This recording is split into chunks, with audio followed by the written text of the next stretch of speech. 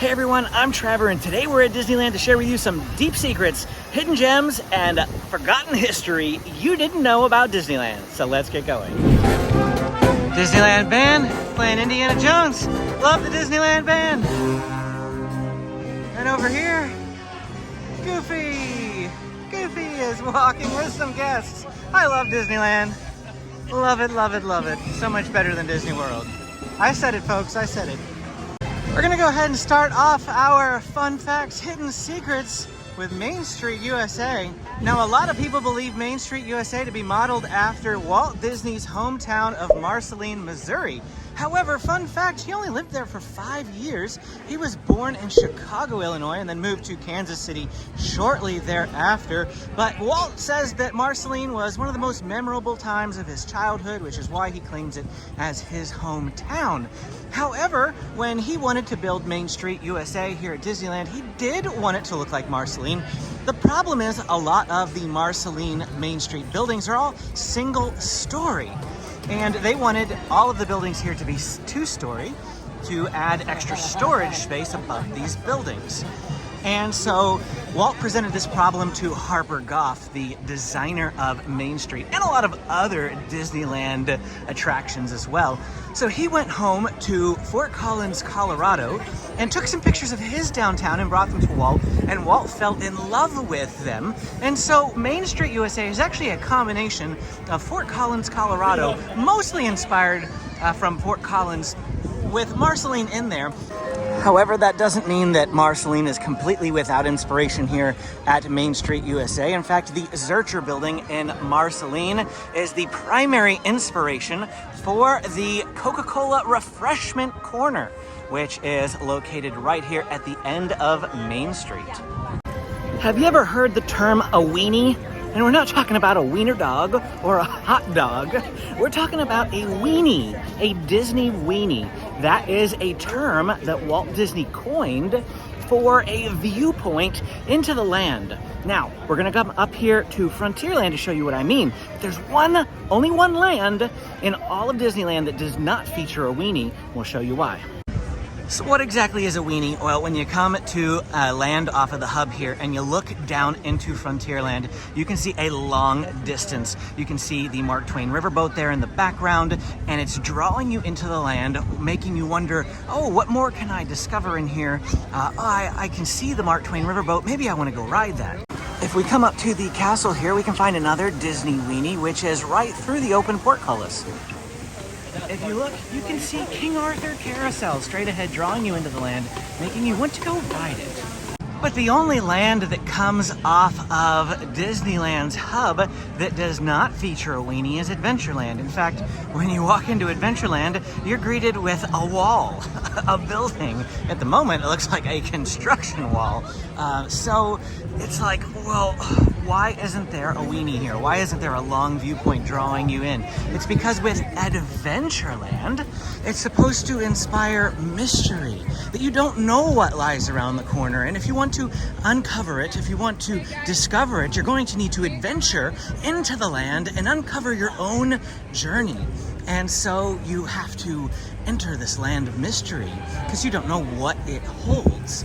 And then as soon as we enter the land, we're actually going to round the corner here, and you are met with yet another obstructed view. All the way down there you can see Indiana Jones and the Adventureland treehouse, but nothing beyond that. So you have to again explore and adventure and find out what else lies beyond the land. I bet you didn't know about the Disney weenie. Now you do. The next thing we're going to talk about is one of my favorites, and that's Disney's dark water system. There are actually two systems of water here at Disneyland. A clear water system, which functions for Splash Mountain and It's a Small World. But then there's the dark water system, which is actually called Disney's Big River. It's just one giant interconnected river throughout the entire park, and you probably didn't know it. Right here at the Rivers of America, where the Mark Twain riverboat is, this is the start of the dark water system here at Disneyland. You can notice that the color of the water is a little bit different than some of the clear water, and that is engineered that way from the Imagineers so that it gives it a certain appearance. In fact, the start of the Big River is way on the other side of these trees, up by the Native American village. There is a 25 horsepower pump that is used to pump the water throughout the entire big dark water river system. It starts here at the Rivers of America, and then it goes to Storybook Land canal boats, which we're going to go to next. Now at this point we do leave the water behind, but the water continues on through pipes under the ground, leading us straight to the Storybook Land canal boats. And here we are over at Storybook Land canal boats, where once again the dark water system has moved. So we've bypassed a couple of rides with water, but they have clear water, and this one has the darker water. And over here at It's a Small World, you will notice a distinct difference in the color of the water here at It's a Small World. Definitely clearer. You can see the bottom, you can see the pool in a sense beneath it, the track as well, here at It's a Small World. So where does the dark water go after it leaves Storybook Land canal boats? Right over here to the motorboat dock. And that is right behind Edelweiss Snacks and the Matterhorn Mountain. This is the next stop in the dark water system. From here, it gets pumped around the Matterhorn that way and back to the hub. So that's where we're going now. Outside Pixie Hollow here, this is not part of the dark water system. This is blue water. Interesting. But here it is. This is the next stop on the dark water system, the castle moat itself. From here, the moat water actually extends all the way down to over by Adventureland. Check that out in just a minute. But yes, the Disneyland Castle moat is in the dark water system. That dark water system continues over here, where you can often find some Disney ducks. If you want to look for ducks, baby ducks, this is one of the best places to come and do that. The other one actually is the Rivers of America, but there's plenty of ducks sitting right over there. Those are some older ducks, but I have seen plenty of babies right around here as well. But it's not over. The dark water system has one more stop that we have to go find. The final stop along the dark water system is here at Jungle Cruise. There it is. From here, the dark water gets pumped back to the Rivers of America, where it continues its cycle again. Our next little hidden secret here is actually hidden in plain sight right outside the castle. And if you are a Disney buff or you have been coming to Disney for a long time, you actually probably know about this.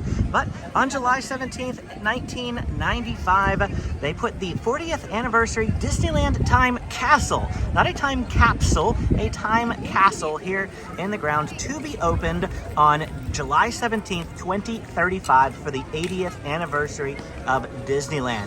And there are, obviously some little hidden gems like park maps and things inside this time castle, which can be found right out here outside the castle. And if you're here on July 17th, 12 years from now, you'll be able to witness this momentous occasion when they open the time castle. And again, that's right here in front of the castle. It might be a little early to start planning your trip to Disneyland for 2035, but if you want to come next year, or even later on this year, give my friends a call at Getaway today and let them know that SoCal Disney Dad sent you, and they'll give you $10 off their already discounted packages. I bet you haven't heard the time that Walt Disney kidnapped President Nixon, and it occurred right here at the Disneyland monorail. Monorail's closed, so I'm gonna have to tell you the story from here. In 1959, then Vice President Richard Nixon was actually invited for the grand opening of the Disneyland monorail and for like a ribbon cutting ceremony. So when he got here to the park, he and his entourage, along with the Secret Service, went up to the monorail station there. And Walt Disney wanted to show them the inside of the monorail. They weren't supposed to go anywhere, just wanted to show them the inside. Secret Service waited outside. Walt Disney asked Bob Gurr, the head of the monorail project, to fire up the monorail and engage the air conditioning so they could enjoy it in, comfort. And then it wasn't long before Walt told Bob to fire it up and let's go for a run. And they closed the doors and took off, with the Secret Service none too happy that they were left behind. When they made it a full loop around the park, of course, you better believe the Secret Service were quite upset. However, Nixon's girls said they wanted to do it again, and Walt ordered Bob to go around again. Meanwhile, Secret Service is chasing the monorail through the station as they zip past Secret Service and out the other side to go around the second time. Bob Gurr recalls that Nixon got a huge kick out of this because it threw the Secret Service's plans for a loop. I guess that's pretty normal for vice presidents to want to do. Another U.S. president, and one more recent, has some history here in the parks. In fact, this president, when he was a teenager, was kicked out of Disneyland for smoking on the gondolas that used to pass through Matterhorn Mountain. And that president was none other than Barack Obama. If you'd like to hear the whole story told by him, I'll put a link to the video where he was here in Anaheim during his presidential campaign, where he explained the story. We have to go back down Main Street for this next bit of Disneyland Forgotten History. That's going to be that there are 2 food items that are not sold at the Disneyland Resort anywhere that you often find at other fairs and theme parks. The first is gum. As you can imagine, people chew gum, they spit them out, and they make the park look nasty. That doesn't mean that you can't chew gum. You can definitely bring your own. Please just throw it away. Don't throw it on the ground. There's one other item that used to be sold and quickly disappeared within a day. And to show you that history firsthand, we're going to come into the Great Moments with Mr. Lincoln building.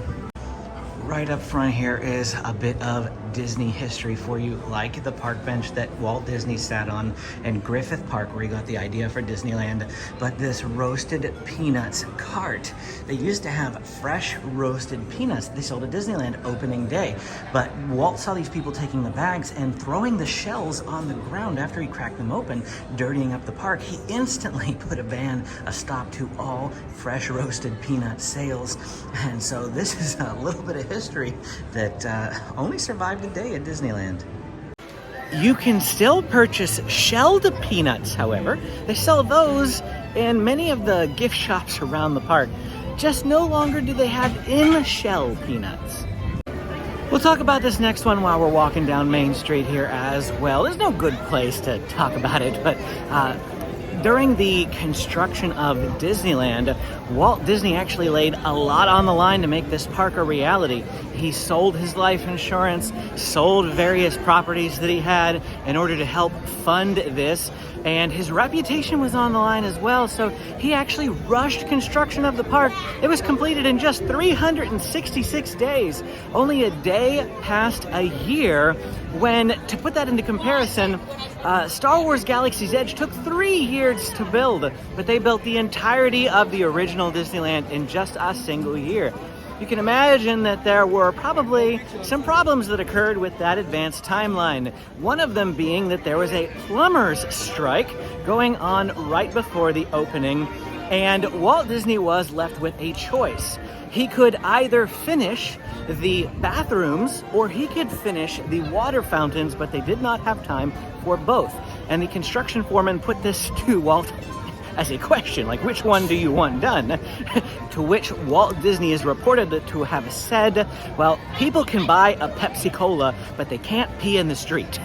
So I think it's obvious which one they went with. Disneyland did not have water fountains on opening day. Our next bit of Disney history concerns King Arthur Carousel. Did you know that King Arthur Carousel actually predates Disneyland by more than 30 years? Built in 1922, this carousel was originally built in Sunnyside Beach Park in Toronto, Ontario. And once that park closed down, it was repurposed and moved here to Disneyland, where it underwent a major refurbishment in 1954 while they were building the park. The largest renovation that they did to it right from the beginning was that this ride originally only had 3 courses. That is 3 rows deep of horses. They added a 4th course, that outside row, in order to increase capacity on the attraction. Additionally, there are 85 horses here for King Arthur Carousel, but only 72 of them are out at any given time. They use the others to refurbish the horses. Periodically, they'll interchange them. And each horse also has a name, with the most famous being Jingles right here, which is Mary Poppins' horse. But every single one of the 85 horses has a name, and they're all unique. The final bit of Forgotten History is actually going to take place right here at the Red Rose Tavern. Now, unfortunately, the outside of this is under scrim at the moment, but this restaurant used to be Pinocchio Village House when it was first opened, and due to a design flaw, one of the exit signs on the inside was built off-center, and they had to come up with a creative way to make that legitimate because they didn't have the finances to fix it. And that is right here. Now, initially, the solution was to use Figaro the cat from Pinocchio to lasso the exit sign as if pulling it into place. But when it was rethemed to Beauty and the Beast, it was changed to Sultan the Footstool. Now he is lassoing that exit sign, trying to pull it over to the center. So that's a little bit of history and a secret you might have missed. Never noticed before. I certainly hadn't. Well, that's it for our time here at Disneyland, sharing with you some deep secrets that you probably didn't know about. If you enjoyed this video, please hit the like and subscribe button. And if you have a secret that you'd love to share with us, let me know down in the comments. Then click this video to keep watching more Disneyland content. We will see you again next time.